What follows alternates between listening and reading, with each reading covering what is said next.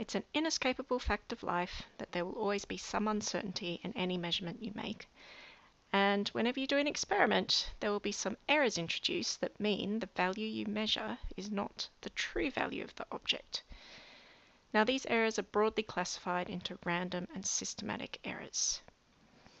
And good experimental design will attempt to minimize these as much as possible and get results that are as precise and accurate as possible.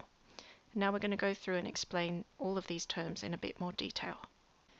Random errors are due to things that change a bit each time you make the measurement, whereas systematic errors remain the same each time you repeat an experiment.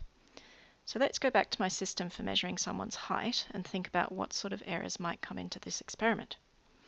First of all, the person being measured might not stand the same way each time. And then the person doing the measurement might not balance the ruler perfectly horizontal, or maybe they hold the measuring tape not quite vertical, or even not flush against the floor. So these things are all examples of random errors. Now what about systematic errors? Maybe the measuring tape has had its end bent off so that the counting starts at 1/2 centimetre instead of 0. Or maybe it's an old plastic measuring tape that's been stretched out of shape and the centimetre marks are no longer really 1 centimetre long. Random errors tend to fluctuate around the true value, so one way to reduce random error is to repeat a measurement many times and then take an average of those values.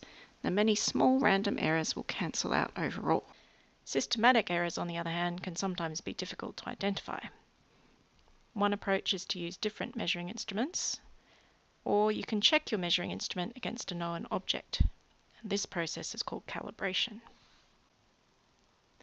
Next, we're going to go through the scientific usage of the words accurate and precise. In everyday language, these are used to mean the same thing, but scientists make a careful distinction between the two. The statement that Australia is in the southern hemisphere is accurate, but not very precise. But if I say Australia is centered on the South Pole, then I'm being very precise, but not at all accurate. As we've just discussed, when you repeat a measurement many times and use different equipment or methods, you'll probably get some variation in the values due to random and systematic errors. Now, if there's a small spread of values with a small amount of measurement uncertainty, we're going to call these measurements precise. If we take the average of all the measurements and find that it's close to the true value, then we say the result is accurate. Now, precision and accuracy are not the same thing.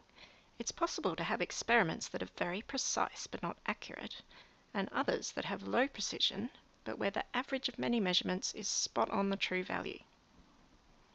Now, you might notice that accuracy and precision are closely related to the presence of systematic and random errors. An experimental setup that has significant systematic error won't give accurate results. And similarly, large variations in measurements due to random error will mean the results are not precise.